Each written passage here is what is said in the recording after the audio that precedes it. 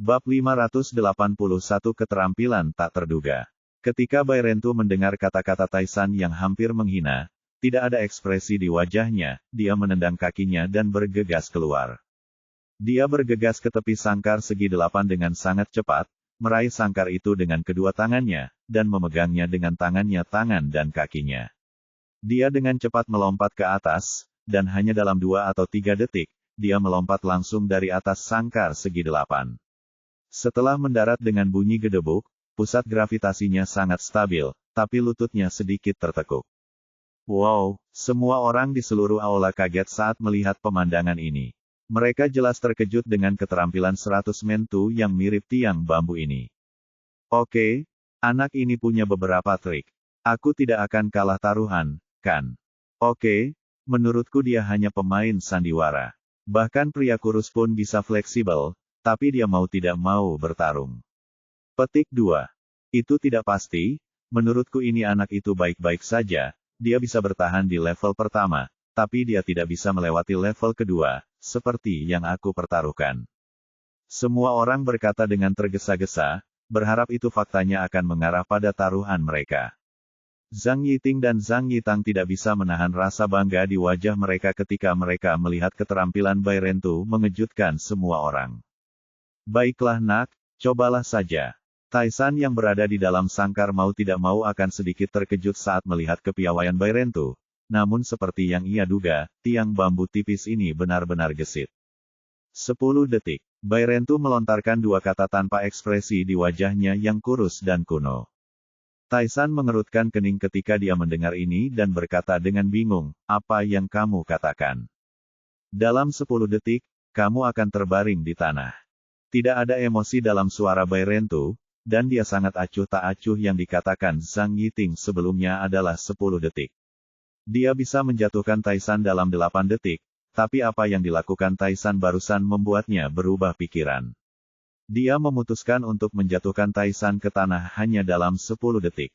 Mencari kematian. Taisan sangat marah ketika mendengar ini, jantung dan darahnya melonjak, dia tiba-tiba menginjak tanah, mengepalkan tinjunya, otot tubuh bagian atas yang telanjang menonjol, dan pembuluh darahnya tiba-tiba menonjol, dan dia meninju tanah dengan pukulan, kekuatan besar dan kekuatan besar. Ratusan orang di depannya dibantai dan dipukuli. Tapi saat dia meninju, 100 orang tuh di depannya telah menghilang. Tiba-tiba jantung Taisan bergetar, dan wajahnya ngeri. Pada saat ini, ledakan suara yang sangat cepat menembus udara tiba-tiba datang dari belakang telinganya. Dia berbalik tiba-tiba, tetapi sebelum dia bisa menoleh ke belakang, Bairentu dengan cepat terjatuh di udara, dan di sebelah kanannya sikut rayun dengan keras, dan mengenai leher Taisan dengan suara benturan yang teredam. Dengan suara retakan tulang, kepala Taisan tiba-tiba terjulur ke depan, matanya berputar, dan dia jatuh ke tanah dengan letupan, dan terjatuh ke tanah, hilang. Seluruh aula tiba-tiba menjadi sunyi. Hampir semua orang membuka mata lebar-lebar dan menatap 100 manusia itu di dalam sangkar dengan mata yang sangat ketakutan. Banyak orang yang hanya menundukkan kepala untuk minum air. Begitu mereka mengangkat kepala, Taisan yang dikatakan sebagai pukulan yang memecahkan batu, dan tubuhnya sekuat gunung, terjatuh. Dan mereka hampir tidak melihat dengan jelas bagaimana tindakan 100 orang itu ini. Lin Yu menyipitkan matanya dan melihat dengan jelas keterampilan Bairentu. Saat Taisan mengumpulkan kekuatan untuk memukul, tubuh Bairentu mulai bergerak, dan dia bergegas ke belakang Taisan dengan kecepatan yang sangat cepat dan menginjaknya, tiba-tiba melompat, dan memukul leher Taisan dengan siku yang kuat. Bahkan jika Taisan tidak mati, dia mungkin harus menghabiskan sisa hidupnya di kursi roda. Faktanya, Lin Yu sudah menebak secara kasar keterampilan Bairentu, tetapi kinerja Bairentu lebih kuat dari yang dia harapkan. Oke, beberapa orang di aula yang sadar kembali tiba-tiba bertepuk tangan dengan keras.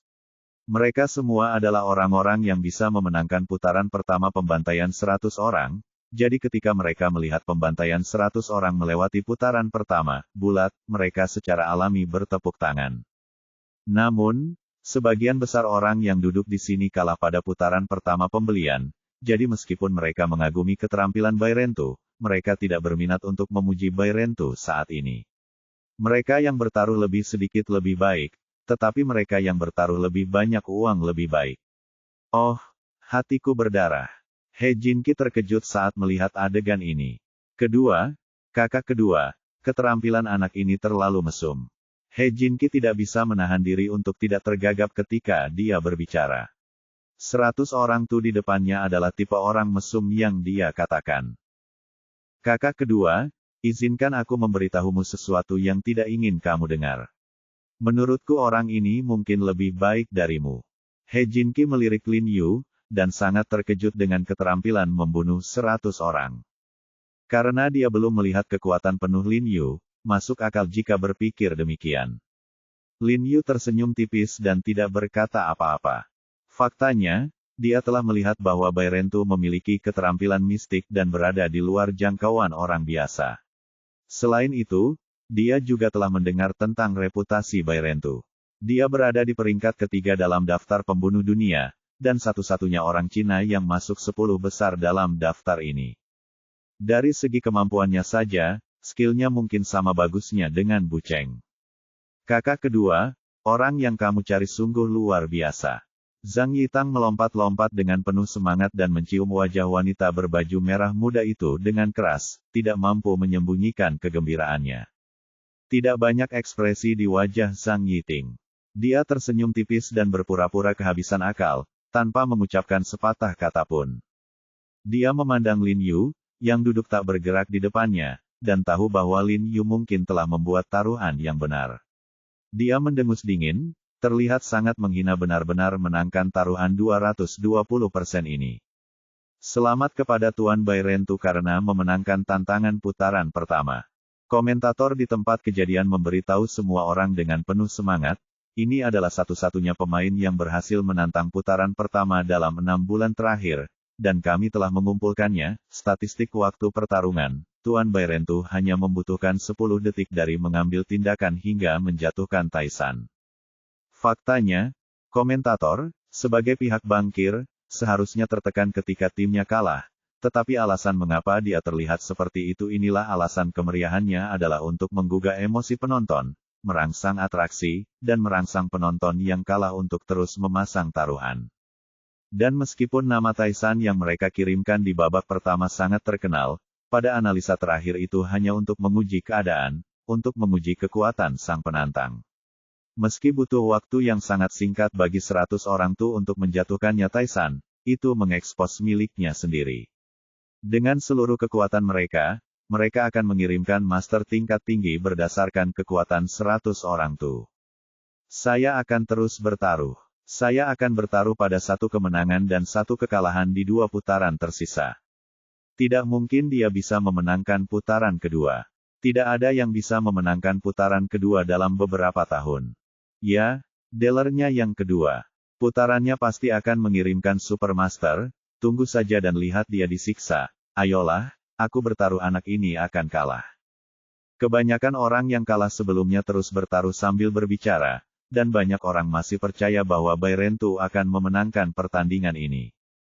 Bai Rentu sama sekali tidak terpengaruh oleh faktor eksternal, ia menyaksikan dengan mata dingin saat Taisan, yang baru saja dirobohkan olehnya, diseret keluar dari kandang besi oleh stafnya seperti anjing sampai mati. Padahal, di matanya, Tarzan hanyalah seekor anjing mati, anjing yang hanya bisa menggonggong tapi tidak bisa menggigit. Selanjutnya, untuk ronde kedua, kami akan mengirimkan Miura Yuki yang dikenal dengan sebutan Butsan. Komentator segera memperkenalkan pemain berikutnya, dan suara serta lampu di penonton kembali menyala. Miura Yuhui, orang Jepang. Lin Yu mengerutkan kening dan bertanya dengan ragu. Ya, mereka orang Jepang. He Jinki mengangguk dan berbisik, ada petinju dari berbagai negara di venue ini, termasuk mantan kapten tim pasukan khusus Angkatan Darat dari Amerika, juara tinju Eropa, juara tinju Thailand dari Amerika. Thailand, tapi pada akhirnya yang menakjubkan sebenarnya adalah para petinju Jepang ini. Hanya ketika mereka menghadapi musuh yang sangat sulit barulah bos tempat ini mengirim petinju Jepang ini ke lapangan melihat petinju Jepang muncul. Yang paling kuat yang pernah saya lihat adalah juara tinju Thailand. Orang Jepang sebenarnya yang paling kuat. Lin Yu menyipitkan matanya, dan kemudian melihat seorang pria berbaju hitam berlari dari belakang di tengah sorak-sorai penonton. Pria berseragam latihan itu terlihat berusia awal 30-an. Meskipun dia mengenakan seragam latihan tradisional Tiongkok, dia memiliki ikat kepala di kepalanya logo Kekaisaran Matahari Terbit. Dia mencintai negaranya, yang bukan apa-apa, tapi yang menyebalkan adalah dia memakai logo Kekaisaran Matahari Terbit di kepalanya, tapi sepatu kets di kakinya bertuliskan, Huaxia, dengan seluruh orang Cina, karakter di dalamnya, hampir semuanya terinjak-injak. Bab 582 berarti tercela. Orang-orang yang duduk di sini hanya memikirkan hasil dan taruhannya, jadi tidak banyak orang yang memperhatikan pakaian Miura Yuki. Kebanyakan orang masih berteriak keras, menyemangati Miura Yuki. Jelas sekali mereka semua adalah orang-orang yang membeli 100 orang untuk disembelih. Lin Yu menyipitkan matanya sedikit, dan sangat marah saat melihat gaun Xiao Dongyang. Dia tahu bahwa Xiao Dongyang melakukannya dengan sengaja dan sepertinya sengaja menghina Tiongkok. Di tanah China, dia berani melakukan hal seperti itu, yang menunjukkan bahwa dia sombong. Namun, orang-orang yang berpikiran uang di tempat kejadian tidak hanya tampak tidak keberatan, tetapi juga berteriak keras untuk menyemangati Miura benar-benar momen ketidaktahuan. Jika Lin Yu ada di sini saat ini, dia pasti akan bergegas dan memberi pelajaran pada anak ini. Lepaskan sepatumu dan ikat di kepalamu. Aku bisa mengampuni nyawamu sebentar lagi. Bai Rentu melirik gaun Miura Yuhui dan berkata dengan tenang. Karena Lin Yu duduk dekat di depan, dan 100 orang tu sangat dekat dengan Lin Yu mendengar semua kata-kata dari 100 orang tu. Meskipun dia orang Tionghoa, dia telah memperoleh kewarganegaraan asing. Saya tidak menyangka dia masih begitu peduli dengan reputasi Tiongkok. Lin Yu mau tidak mau merasa sedikit menyukai 100 orang tu ini. Apa katamu? Miura Yuhui sudah sangat mahir berbahasa Mandarin karena dia sudah lama tinggal di Tiongkok, jadi dia secara alami dapat mendengar kata-kata Bai Rentu dengan jelas. Namun, saat ini, dia memiringkan telinganya dan menutupi telinganya dengan tangannya, berpura-pura dia terlihat tidak mengerti, dan ekspresinya cukup sinis. Aku tidak suka omong kosong.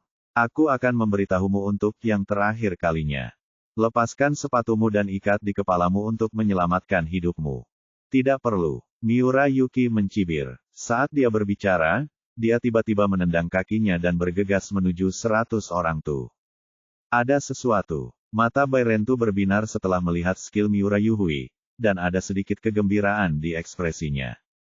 Sungguh menyenangkan bagi master levelnya untuk bertemu lawan yang layak. Dia tidak ragu-ragu sama sekali, dan dia bergegas keluar dan bertarung dengan Miura Yuki di depannya. Sial, ini terlalu cepat. Duel master. Sial, kecepatan ini terlalu abnormal.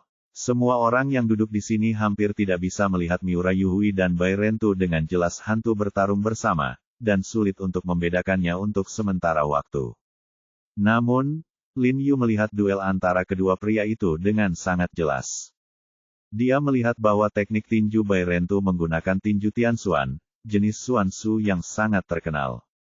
Tinju ini sangat sengit dan membutuhkan kekuatan ledakan yang luar biasa dan kekuatan yang besar setiap pukulan yang dilancarkan Bai Rentu sangatlah dahsyat.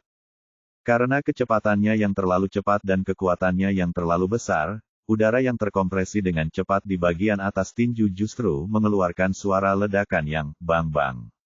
Karena teknik tinju ini terlalu sombong, Miura Yuhui tidak berani menyentuh ujungnya, dan terus menghindar, sambil menyelinap di telapak tangan atau genggaman dari waktu ke waktu. Dua orang bola-balik, berimbang.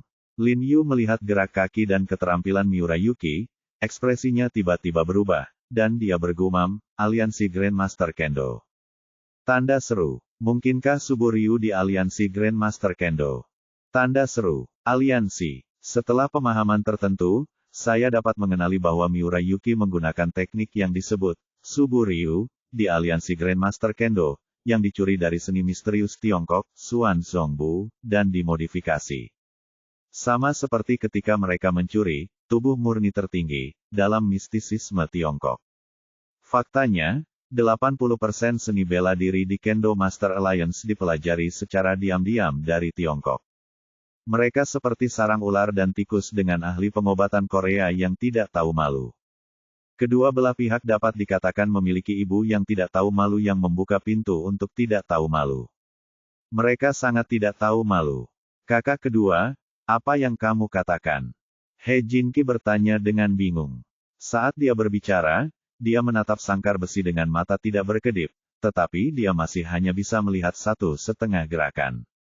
Jantung saya berdebar kencang dengan ribuan kuda. Saya tidak pernah menyangka bahwa di masyarakat saat ini, masih ada master dengan kemampuan kungfu yang begitu hebat. Bukan apa-apa, Lin Yu tidak menjelaskan kepada He Jinki, karena meskipun dia menjelaskan, dia tidak akan mengerti.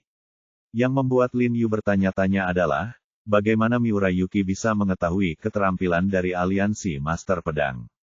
Mungkinkah keterampilan dari aliansi Master Pedang tersebar? Tetapi di departemen seperti aliansi Master Pedang, hal seperti ini hampir tidak mungkin terjadi. Lagi pula, teknik semacam ini harus ditempatkan di tempat khusus untuk perawatan khusus, seperti halnya rahasia Departemen Intelijen Militer ditempatkan di gudang rahasia nomor 1 hingga No. 3. Jika bukan karena rumor, itu berarti Miura Yuki kemungkinan besar adalah anggota aliansi Grandmaster Kendo.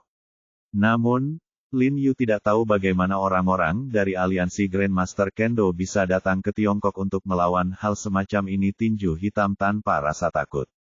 Ini seperti orang-orang dari Badan Intelijen Militer Tiongkok pergi ke Jepang untuk memukuli orang. Sungguh konyol. Tepat ketika Lin Yu bertanya-tanya, Bairentu sudah memimpin dan meninju dada Miura Yuki. Tubuh Miura Yuki tiba-tiba terbang keluar dan menghantam sangkar di sampingnya dengan keras, membuatnya muntah. Seluruh aula tiba-tiba menjadi gempar lagi. Sebagian besar orang yang hadir bertaruh bahwa pembantaian 100 orang akan kalah, jadi ketika mereka melihat pembantaian 100 orang berada di atas angin, mau tak mau mereka menjadi pucat karena panik. Kemudian mereka segera berteriak memanggil Miura. Yuhui memompa energinya dan sepertinya sudah lupa siapa di antara rekan senegaranya yang memiliki darah Tionghoa yang sama dengannya. Bairentu tidak memiliki ekspresi di wajahnya, tanpa ragu-ragu, dia menendang kakinya dan tiba-tiba bergegas menuju Miura Yuki yang berada di samping sangkar besi lagi. Mata Miura Yuhui dipenuhi cahaya dingin.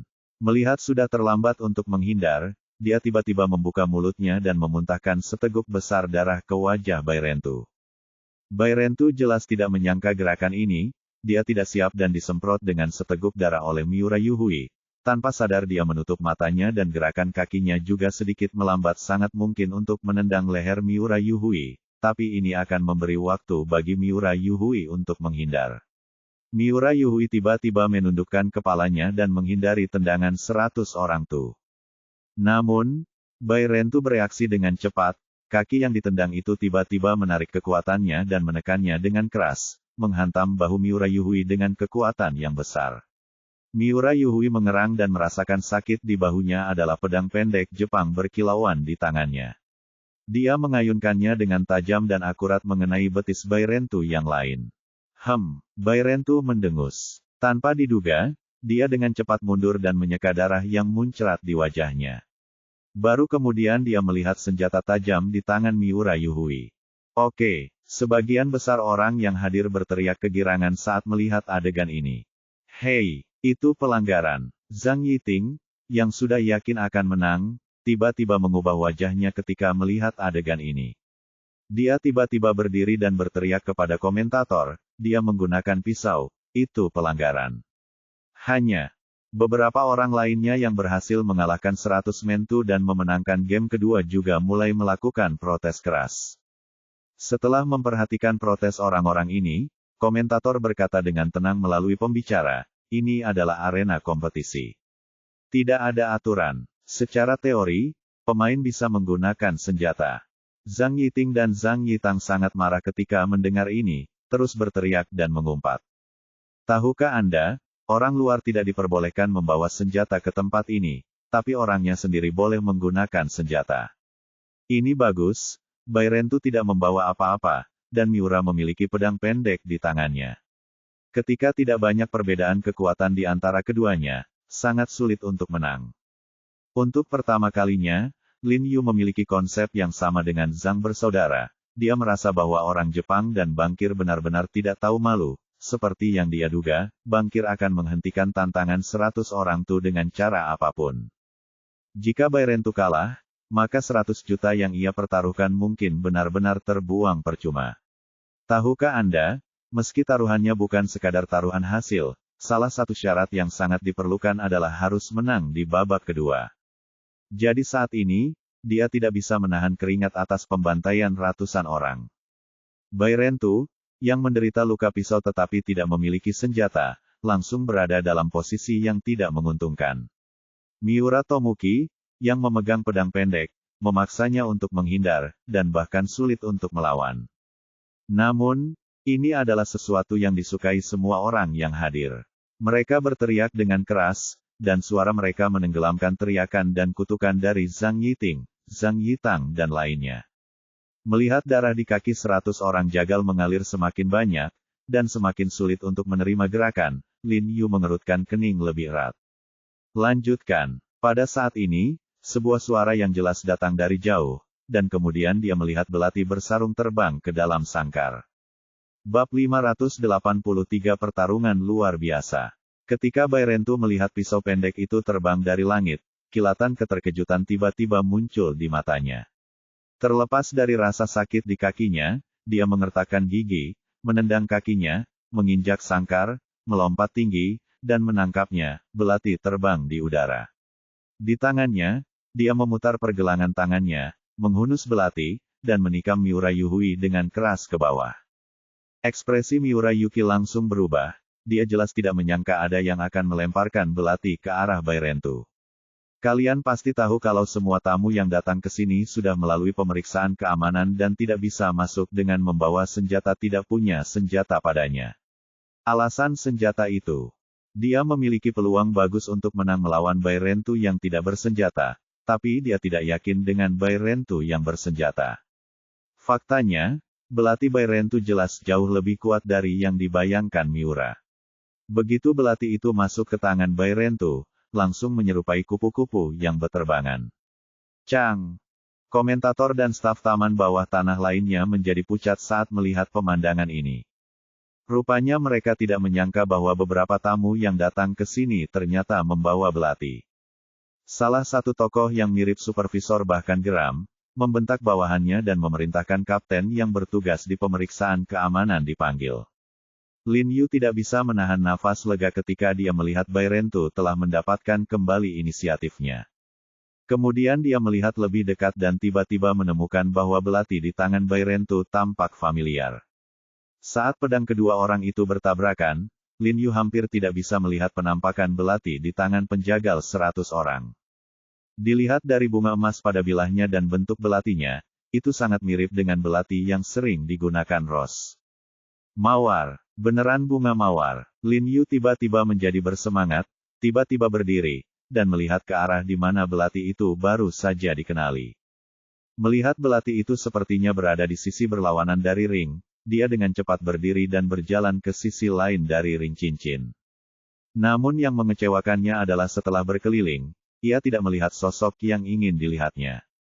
Mungkin karena terlalu banyak orang, dan banyak orang yang berdiri dan melambai penuh semangat untuk bersorak, menghalangi banyak wajah, sehingga ia tidak bisa.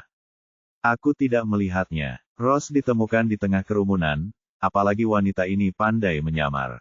Lin Yu tidak bisa menahan diri untuk tidak menggelengkan kepalanya dan tersenyum pahit. Dia menundukkan kepalanya dan melihat waktu. Dia melihat bahwa sudah jam 10. 1 jam telah berlalu sebelum waktu yang ditentukan, dan Ross belum muncul. Dia merasa sedikit cemas dan tidak berdaya. Melihat kerumunan di seberang berisik dan kacau, dia tidak bisa lewat, jadi dia harus menghela nafas, berbalik dan terus duduk untuk menunggu. Bagaimanapun, namanya dapat dilihat di layar elektronik besar, dan dia tidak takut Ross tidak dapat menemukannya, tetapi dia tidak dapat menebak apa rencana wanita ini. Saat Lin Yu baru saja duduk, pertarungan antara Bairentu dan Miura telah memasuki tahap yang sengit. Setiap langkah Bairentu terlihat sangat kuat. Seluruh arena tampak sedikit bergetar karena capnya, dan tangannya belati di dalam menari menjadi bunga pisau, termasuk pisau virtual dan pisau asli. Setiap pisau sangat licik, dan dipotong dengan rapi ke arah tubuh Miura Yuhui. Setelah mengenai, itu akan menjadi ujung pisau berdarah. Miura Yuhui belum pernah melihat teknik pedang yang begitu rumit dan aneh. Saat mundur, dia menggunakan pisau pendek di tangannya untuk memblokir serangan 100 orang tuh bisa dibedakan. Sebagian kecil hampir membunuhnya, namun puluhan detik kemudian, sudah ada puluhan luka berdarah di tubuhnya. Karena kehilangan banyak darah, kekuatan fisiknya sudah rendah. Menghadapi serangan kedap udara dari pembantaian 100 orang itu, sosoknya tiba-tiba melambat dan langkahnya terhuyung. Bairentu tidak melewatkan kesempatan ini dan menggunakan seluruh kekuatannya untuk mempercepat lagi. Dalam sekejap, tubuh Miura dipenuhi 7 atau 8 luka berdarah. Miura telah mundur ke tepi sangkar saat ini, tanpa ada cara untuk mundur. Dia menggunakan belati di tangannya untuk memblokirnya lagi, tapi Bairentu, yang menjadi semakin berani saat dia bertarung, mengayunkan pisaunya dengan kuat, kali ini, dan langsung menjatuhkan belati di tangannya. Di tanah, dia memutar pergelangan tangannya, belati di tangannya bersinar dengan cahaya dingin, dan dengan cepat tenggelam ke dada Miura, mengenai jantungnya. Pupil Miura tiba-tiba melebar dan dia merintih, dia menatap Bairentu dengan wajah ngeri, dia menggenggam erat belati di tangan Bairentu dan tubuhnya gemetar seperti sekam untuk melakukan ini. Aku memberimu kesempatan untuk hidup, tapi sayang sekali kamu tidak memahaminya. Bairentu menatapnya dengan mata dingin, tanpa emosi dalam nadanya. Wajah Miura memerah karena menahan tekanan. Jejak penyesalan muncul di matanya saat dia melihat ke arah Bairentu. Tubuhnya bergetar beberapa kali, kepalanya dimiringkan, matanya terbuka, dan dia kehabisan napas. Tiba-tiba Bairentu mencabut pisau yang tertancap di dada Miura, tubuh Miura terjatuh lemas. Bairentu mengayunkan belatinya dan ikat kepala matahari terbit di kepala Miura terjatuh ke tanah dan diinjak oleh Bairentu. Bairentu melihat sepatu di kaki Miura dan berkata dengan tenang, "Sekarang, kamu tidak bisa lagi menginjak dua kata ini di bawah kakimu." Petik 2. Tahukah Anda, kebanyakan dari mereka sudah menghabiskan semua uang yang mereka bawa. Banyak orang ingin mati, termasuk mereka yang duduk di kedua sisi Lin Yu dan menertawakan Lin Yu. Oke. Zhang Yitang tiba-tiba berdiri dan berteriak keras, hampir melompat kegirangan. Namun, wajah saudara keduanya Zhang Yiting muram. Melihat Bairentu yang terengah-engah di dalam sangkar besi, hatinya tiba-tiba bangkit. Dia tahu bahwa memang merupakan peristiwa yang membahagiakan bagi Bairentu untuk mengalahkan Miura, tapi mereka belum bahagia, jika mereka ingin memenangkan hadiah besar di kumpulan hadiah, mengalahkan kedua orang ini saja tidak cukup. Dan sekarang Bairentu terluka dan telah termakan oleh Miura Yuki. Jika dia bertemu orang ketiga, tentu saja lebih kuat dari Miura Yuki, tetapi kekuatannya hampir sama dengan Miura Yuki, maka peluang Bairentu untuk menang akan menjadi sangat besar, tinggi. Kecil. Zhang Yiting memukul meja dengan keras, giginya gatal karena kebencian. Itu semua adalah kesalahan pedagang berbahaya ini. Jika Bairentu membawa senjata sejak awal, ini tidak akan pernah terjadi. Oke, ayo, ucapkan selamat lagi kepada Pak Bairentu. Karena telah memenangkan tantangan putaran kedua. Lapisan ekstra tanpa akhir. Kepahitan. Ini bukan karena pembantaian 100 orang memenangkan putaran kedua, tetapi karena pembantaian 100 orang salah satu elit teratas mereka. Bos mereka pasti akan marah besar karena hal ini. Tapi mereka tidak berdaya, dan mereka tidak bisa meminta pertanggungjawaban Bairentu. Bagaimanapun, merekalah yang meminta Bairentu dan yang lainnya untuk menandatangani sertifikat hidup dan mati, jadi kematian Miura Yuhui sia-sia. Staf bergegas dan menyeret Miura Yuki yang tak bernyawa ke bawah, dan pada saat yang sama datang dengan lap untuk menyeka darah di lantai. Terima kasih kepada pemilik belati ini. Bairentu memanfaatkan momen ini dan berkata dengan dingin ke arah belati tersebut, biarkan saya menggunakannya lagi. Saat ronde ketiga selesai, saya pasti akan berterima kasih secara langsung. Tidak perlu, karena kamu tidak akan pernah keluar dari arena ini hidup-hidup. Pada saat ini, sebuah suara tua tiba-tiba datang dari samping, dan kemudian seorang lelaki tua yang mengenakan kimono dengan pelipis putih berjalan dengan mantap dari arah belakang panggung. Dia berjalan perlahan menuju sangkar besi, wajahnya sangat muram, dan dua mata kecil di rongga matanya yang dalam seperti pisau tajam yang ditembakkan ke arah pembantaian ratusan orang, seolah dia ingin dibantai berkeping-keping oleh sangkar besi. Ratusan orang segera. Karena Miura Yuhui ini adalah muridnya, murid yang dia latih selama lebih dari 20 tahun, dan sekarang dia mati dengan mudah di bawah pedang 100 orang tuh. Komentator. Jelas tidak menyangka lelaki tua itu akan mengambil tindakan secara langsung. Dia segera membuka matanya lebar-lebar, berdiri dan berseru, "Tuan, Anda selalu ingin mengambil tindakan secara langsung." "Lumayan," lelaki tua berkimono berkata dengan dingin, "putaran ini, aku akan keluar sendiri." Saat dia berbicara, lelaki tua berkimono itu sudah masuk ke dalam sangkar besi, dan Lin Yu akhirnya melihat wajah dan pakaian lelaki tua itu dengan jelas, dan wajahnya tiba-tiba menjadi kaget, tampak sedikit terkejut. Bab 584, lebih baik mati daripada menyerah, halaman setengah. He Jinqi sepertinya memperhatikan ekspresi aneh pada ekspresi Lin Yu. Dia melirik lelaki tua itu dan bertanya pada Lin Yu, "Apa, saudara kedua, kamu kenal lelaki tua ini?" Petik 2. Suara yang dalam dan menatap pria tua berambut putih yang sudah muncul di panggung menyipitkan matanya dan berkata dengan tegas, "Tapi aku tahu pakaiannya." Petik 2. Pakaian. Membuat keributan, bukan. Orang Jepang tidak. Apakah mereka semua berpakaian seperti ini? Dia pikir itu masalah besar. Bukankah semua orang Jepang suka memakai pakaian longgar seperti itu? Tapi lelaki tua ini juga berpakaian seperti ini di Tiongkok, yang sangat menarik perhatian. Dia tidak mengenakan kimono biasa. Lin Yu menyipitkan matanya, melirik pakaian lelaki tua berambut putih itu, dan menjelaskan kepada He Jinqi, kimono biasa memiliki bahu yang lebih longgar. Apa kau tidak menyadarinya? Bahu dan lengan Yuori sangat kecil. Dan lingkar otot di tubuhnya juga terbuat dari bahan khusus dan harus memiliki elastisitas dan kekerasan yang baik. Petik 2. Faktanya, alasan mengapa Lin Yu terkejut pada awalnya adalah karena ini. Berdandan seperti itu dia pernah melihatnya di Tokugawa. Ketika aliansi Master Kendo mengunjungi badan intelijen militer, Tokugawa mengenakan kimono yang dibuat khusus seperti ini.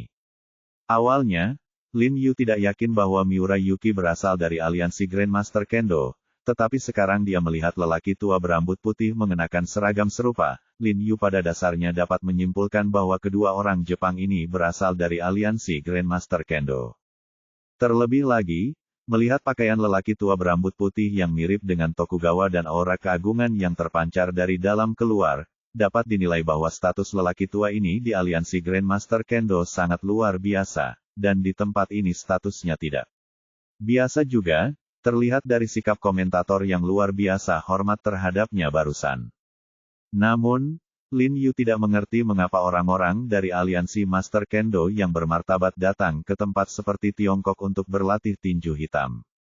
Lin Yu menatap layar elektronik besar di atas, sedikit mengernyit, dan sepertinya menyadari sesuatu. Dia menoleh ke He Jinqi dan bertanya, "Jinqi, kamu bilang tidak ada yang tahu identitas bos ini, kan? Atau hanya itu, tak seorang pun yang pernah Anda hubungi mengetahuinya?"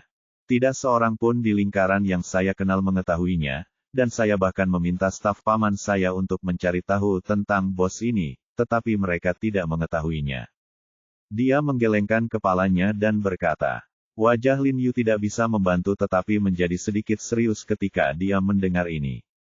Tidak apa-apa jika He Jinqi tidak mengetahui lingkaran yang dia hubungi, tetapi bawahan He Zikin berafiliasi dengan Biro Keamanan Nasional, dan semuanya yang mereka hubungi adalah beberapa pejabat tingkat tinggi. Jika dia tidak mengetahui identitas bos besar, jika demikian, entah anak buah He Zikin menipu He Jinqi, atau identitas bos besar itu terlalu rahasia. Lalu pernahkah kamu mengetahui dari negara mana bos besar ini berasal? Lin Yu terus bertanya pada He Jinqi. Kamu berasal dari negara mana? He Jinqi sedikit terkejut, menggelengkan kepalanya dan berkata, "Yah, aku benar-benar tidak tahu."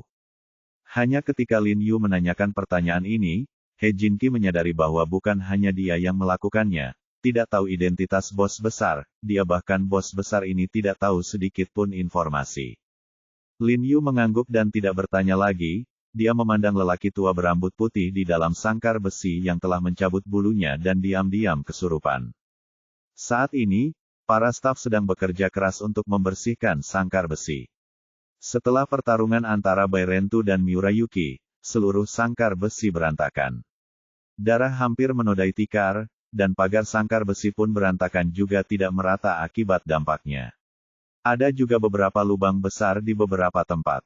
Bairentu memandang lelaki tua berambut putih di depannya dengan dingin, nafasnya agak pendek, dan terlihat jelas bahwa dia belum pulih dari pertarungan tadi.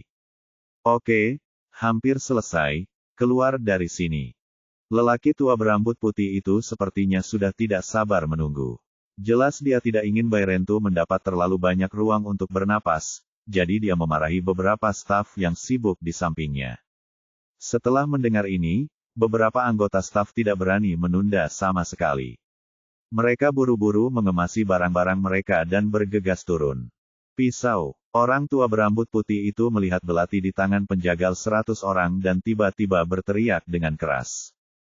Tidak lama kemudian, seorang anggota staf buru-buru berjalan sambil memegang pedang Jepang, masuk ke dalam sangkar, menyerahkannya kepada lelaki tua berambut putih itu dengan hormat, lalu segera pergi.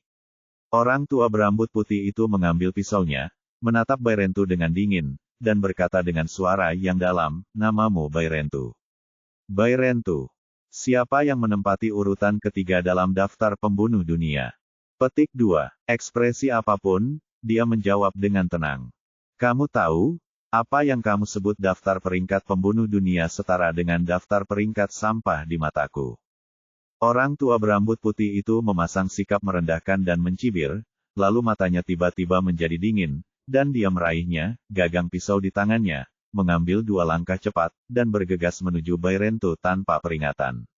Dia menarik pedang Jepang di tangannya secara horizontal dan menebas langsung ke sisi Bairentu. Pergerakan lelaki tua berambut putih itu sepertinya tidak terlalu cepat, sehingga semua orang yang hadir bisa melihat dengan jelas langkahnya dan pergerakan pisaunya. Beberapa tindakannya dilakukan sekaligus. Dari melompat hingga mengayunkan pisau, itu hanya sekejap mata. Melihat gerakan sigap dan solid lelaki tua berambut putih itu, Bairentu mau tidak mau menggerakkan matanya, memutar pergelangan tangannya, dan buru-buru menggunakan belati di tangannya untuk menahan pisau Jepang yang ditebas oleh lelaki tua berambut putih itu. Ding! Terdengar suara nyaring yang keras. Bairentu merasakan mati rasa di mulut harimau dan hampir melepaskan belati di tangannya. Namun lelaki tua berambut putih itu tidak ragu-ragu sama sekali, ia maju selangkah, menggaruk dan menggosok bagian belakang pisau dengan telapak tangannya, bergegas menuju Bairentu dengan langkah meluncur, dan menyapu kaki Bairentu yang terluka dengan tendangannya. Bairentu sudah lama menduga lelaki tua berambut putih itu akan menggunakan jurus ini, maka ia buru-buru mengangkat kakinya untuk menghindarinya. Namun yang mengejutkannya, kaki lelaki tua berambut putih itu menghantamnya tepat di atas betisnya. Jadi ketika dia mengangkat kakinya, dia baru saja menangkap lelaki tua berambut putih itu. Terdengar suara ledakan yang teredam saat kulit dan daging bertabrakan. Bairentu mengerutkan kening dan mengepalkan tinjunya erat-erat. Rasa sakit yang menyayat hati langsung menyebar ke seluruh tubuhnya, dan tubuhnya tidak bisa menahan gemetar hebat. Meski tanpa sadar ia menarik kakinya ke dalam, kekuatan besar tendangan lelaki tua berambut putih itu masih membuatnya hampir terjatuh ke tanah. Padahal, jika betis Bairentu tidak terluka, ia bisa sepenuhnya menghindari serangan lelaki tua berpelipis putih itu, namun luka di kakinya sangat menghalanginya mungkin akan pecah lebih dalam lagi. Orang tua berambut putih itu mencibir, dan bilah di tangannya tiba-tiba ditarik kembali, dan ujung pisaunya tiba-tiba menusuk tubuh Bairentu. Mengetahui bahwa Bairentu telah menerima tendangannya, kakinya mati rasa dan dia tidak bisa menggunakan kekuatan apapun, jadi dia dipukul dengan pisau. Tusukan itu sangat cepat dan kuat. Mata Bairentu membelalak, mengetahui bahwa dia tidak dapat melarikan diri dalam kondisi fisiknya saat ini. Dia buru-buru memblokirnya dengan belatinya. Di saat yang sama, dia meraih jaring besi itu dengan tangannya yang lain, tiba-tiba membalikkannya, dan berguling-guling di tanah karena malu, meletakkan tangannya di tanah, dan kemudian menstabilkan tubuhnya, tetapi betis yang terluka terus bergetar seperti sengatan listrik, dan darah mengalir. Oke, semua orang mau tidak mau bersorak untuk lelaki tua berambut putih itu, karena banyak dari mereka yang sudah kehilangan semua uang tunai yang mereka bawa di 2 putaran pertama, jadi mereka tidak membuat taruhan lebih tinggi di babak ini. Secara logika, hasilnya tergantung pada mereka. Itu tidak ada hubungannya dengan itu, tapi alasan mengapa mereka memuji lelaki tua bersurai putih itu sepenuhnya karena kebencian dari 2 putaran sebelumnya, dan mereka juga berharap lelaki tua itu, dengan surai putih akan membantai ratusan orang ini hingga berkeping-keping. Bab 584 Lebih baik mati daripada menyerah, halaman 2/2. Orang tua berambut putih itu memandang Bairentu yang kelelahan, dengan tatapan jijik di matanya, dan dia menyerang Bairentu dengan ganas lagi. Namun, ia tidak menggunakan seluruh kekuatannya, tidak hanya untuk membuat Bairentu lelah melawan, tetapi juga untuk mencegah Bairentu kehilangan kesempatan sepenuhnya. Seiring berjalannya waktu, kesenjangan kekuatan antara keduanya secara alami melebar. Pada akhirnya, Bairentu hampir menggunakan pikirannya untuk menghidupi dirinya sendiri. Sorakan orang-orang di sekitarnya menjadi semakin keras, dan semua kebencian yang mereka kumpulkan karena pembantaian 100 orang kini telah dilepaskan.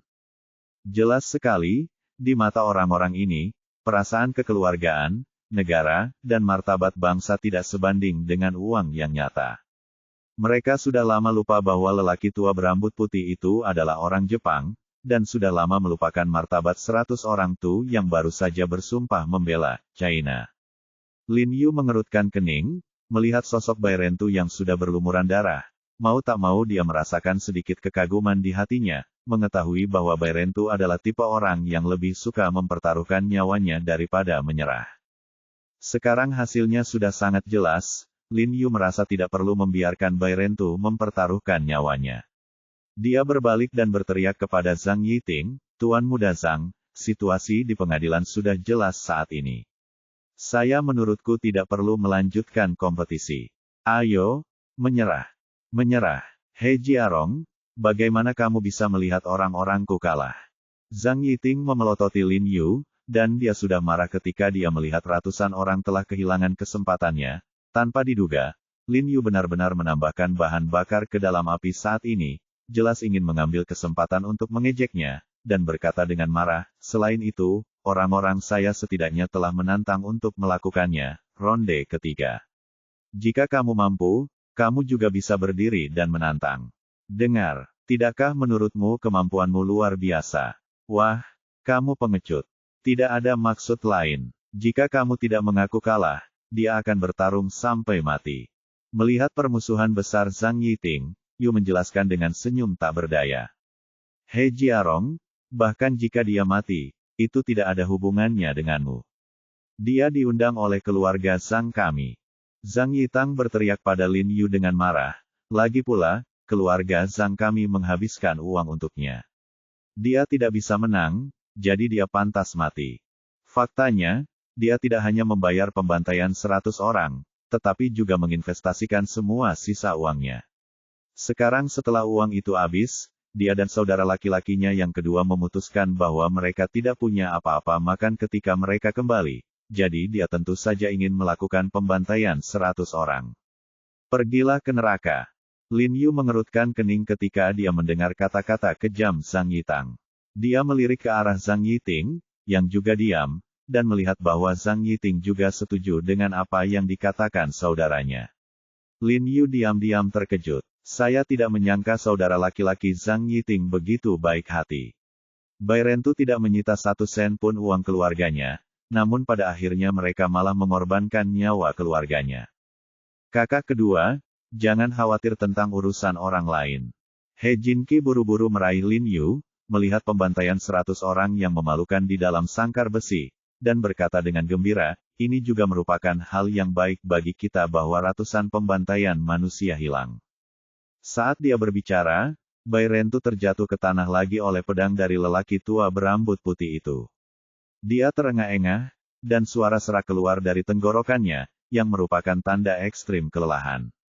Dia meletakkan tangannya di tanah dan berusaha sekuat tenaga untuk bangkit, namun sekeras apapun dia berusaha, tubuhnya tetap menempel di tanah seperti beban berat, tidak mampu bergerak sama sekali. "Wah, Kamu adalah orang paling berkelas yang pernah kulihat. Orang tua berambut putih itu berjalan mendekati Bairentu dengan mata menyipit. Pisau Jepang di tangannya perlahan menempel di leher Bairentu, dan berkata dengan tenang, tapi sayang sekali, aku masih ingin membunuhmu. Karena kamu baru saja membunuh muridku, murid yang paling menjanjikan. Otot-otot di wajah lelaki tua berambut putih itu bergetar saat dia berbicara, dan matanya dipenuhi amarah. Bunuh dia, bunuh dia, titik. Pada saat ini, seluruh aula tiba-tiba berteriak keras ratusan orang. Mereka membantai tubuh mereka dan memotong-motong tubuh mereka untuk memuaskan kebencian mereka. Ketika lelaki tua berambut putih itu mendengar teriakan seperti tsunami di seluruh aula, sebuah senyuman muncul di bibirnya. Dia memandang Bairentu yang tergeletak di tanah dan berkata dengan tenang, jika saya ingat dengan benar, kamu berasal dari Tiongkok, kan? Apa yang baru saja Anda katakan? Untuk melindungi Tiongkok, saya tidak akan ragu untuk membunuh murid-murid saya, tetapi lihat bagaimana orang-orang ini memperlakukan Anda, apakah menurut Anda itu sepadan? Jangan buang kata-kata. Bairentu terengah-engah, berbicara dengan susah payah.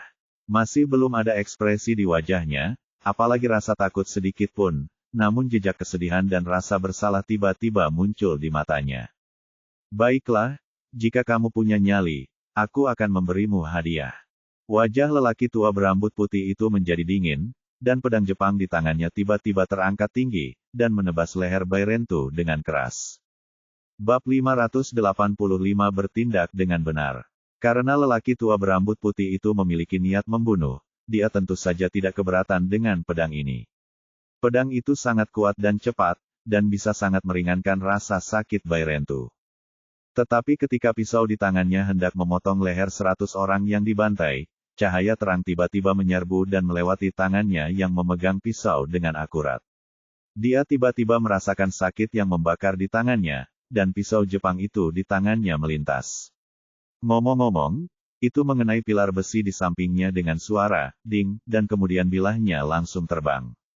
Semua orang terkejut ketika mereka melihat pemandangan ini. Mereka tidak mengerti mengapa pedang jitu milik lelaki tua berambut putih itu meleset dari sasaran. Karena cahaya terang itu bersinar begitu cepat, mereka bahkan tidak menyadari keberadaan cahaya terang itu. Hiss! Lelaki tua berambut putih itu menghirup udara dengan tajam, menunduk, dan melihat luka berdarah di pergelangan tangan kanannya, sedalam tulang. Dia buru-buru menekan tangannya ke pergelangan tangannya untuk menghentikan pendarahan, lalu mengikuti arah goresan dan melihat lebih dekat. Dia melihat sepotong kaca transparan tertanam di bantalan spons di sebelah kolom sangkar. Dia tiba-tiba terkejut. Mungkinkah pecahan kaca inilah yang baru saja melukainya? Dia buru-buru berjalan dan melepas pecahan kaca di bantalan spons. Dia melihat memang ada darah merah cerah di pecahan kaca, dan bahkan bekas daging. Terlihat pecahan kaca yang melukainya barusan mungkin tertembak melalui celah sangkar besi. Dia menoleh dan melihat ke arah kaca, dan benar saja dia melihat retakan besar di jaring sangkar menghadapnya. Mau tak mau dia terkejut secara diam-diam, mengetahui bahwa kekuatan dan keakuratan yang diperlukan agar pecahan kaca itu terbang dari celah dan kemudian memotong tangannya sangatlah tinggi, yang berarti orang yang melempar pecahan kaca itu pastilah seorang ahli. Cepat lindungi Pak Toyotomi. Komentator yang hadir panik saat melihat darah merembes dari tangan lelaki tua berpelipis putih itu, dan langsung berteriak keras ke belakang panggung. Tak lama kemudian, sekelompok pemuda yang juga mengenakan kimono bergegas menuju ring. Pertama, seorang pria jangkung dengan wajah gelap dan alis tebal bertanya dengan cemas, "Tuan, apakah Anda baik-baik saja?" Dibandingkan dengan kuil putih, orang Tionghoa orang tua itu sedikit lebih buruk. Sedangkan yang lainnya, bahasa Mandarin mereka bahkan lebih belak-belakan, tetapi mereka semua menyebut lelaki tua berambut putih itu tuannya, dan mereka jelas-jelas adalah muridnya. Apa yang bisa dilakukan pecahan kaca padaku? Lelaki tua dengan pelipis putih itu melotot dan memarahi dengan marah. Hei! Pria beralis tebal itu mengangguk, lalu menatap orang-orang di luar kandang dengan mata dingin, dan berteriak dengan marah, siapa yang melakukannya? Maju! Jika tidak ada yang maju, percaya atau tidak, saya akan segera melakukannya. Petik 2. Petik 2. Pria dengan alis tebal awalnya ingin mengatakan beberapa kata-kata sulit untuk dipamerkan, tapi begitu dia selesai berbicara, suara bernada tinggi tiba-tiba terdengar, memotongnya secara langsung dan membuatnya menelan sisanya dari kata-katanya. Kemudian saya melihat seorang pemuda tampan yang duduk di baris pertama area tempat duduk selatan perlahan berdiri dengan ekspresi tenang sambil memegang gelas dengan keping seukuran koin di tangannya. Itu adalah Lin Yu. Orang tua dengan pelipis putih tiba-tiba mengubah ekspresinya ketika dia melihat kaca di tangan Lin Yu. Ketika dia melihat usia Lin Yu, dia diam-diam terkejut dengan keterampilan luar biasa. Ketika pria dengan alis tebal melihat Lin Yu, matanya dipenuhi api, dan dadanya sakit. Sial, tidak bisakah anak ini menunggu sampai dia selesai berbicara dan berpura-pura sebelum dia berdiri? Mengapa kamu menyerang tuanku secara diam-diam? Apakah kamu tidak sabar? Pria beralis tebal itu mengerutkan kening, menunjuk ke arah Lin Yu dan mengutuk dengan marah. Maaf, saya tidak bersungguh-sungguh. Lin Yu berkata dengan tenang kepada pria beralis tebal dan pria tua dengan pelipis putih, saya hanya berpikir hasilnya telah diputuskan, jadi Anda tidak perlu untuk mengambil nyawanya. Ini kapan giliranmu untuk memutuskan apa yang terjadi di antara kita? Pria tua berambut putih itu menatap Lin Yu dengan dingin, dan kemarahan tiba-tiba muncul di matanya.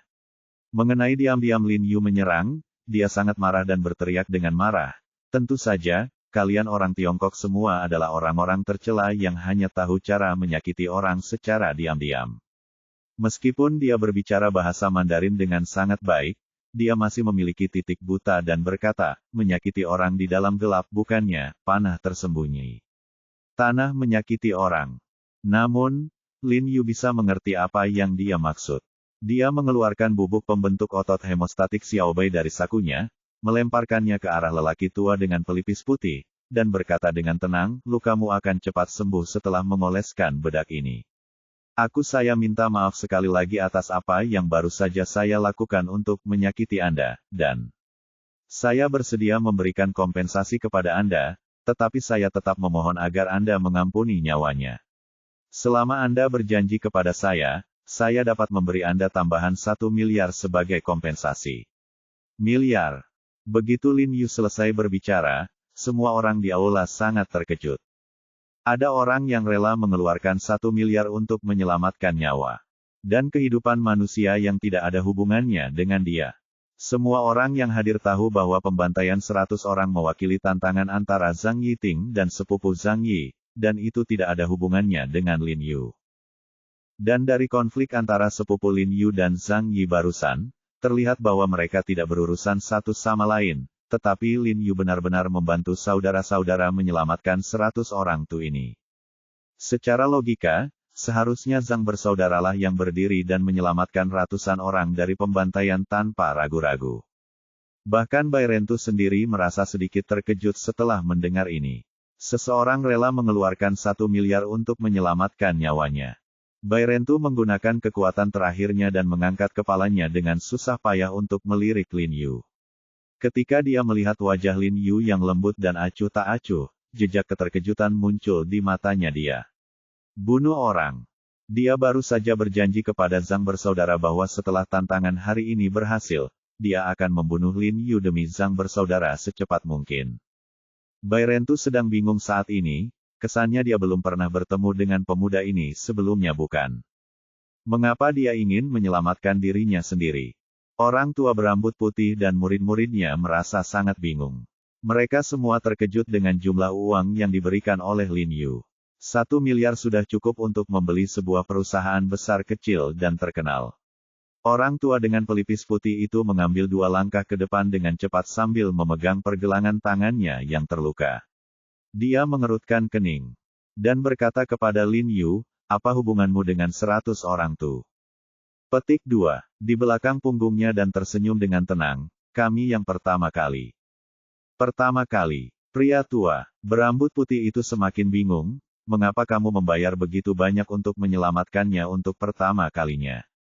Aku mengaguminya. Yu mengangkat kepalanya tinggi-tinggi dan menatap lelaki tua dengan pelipis putih itu dan berkata dengan tenang.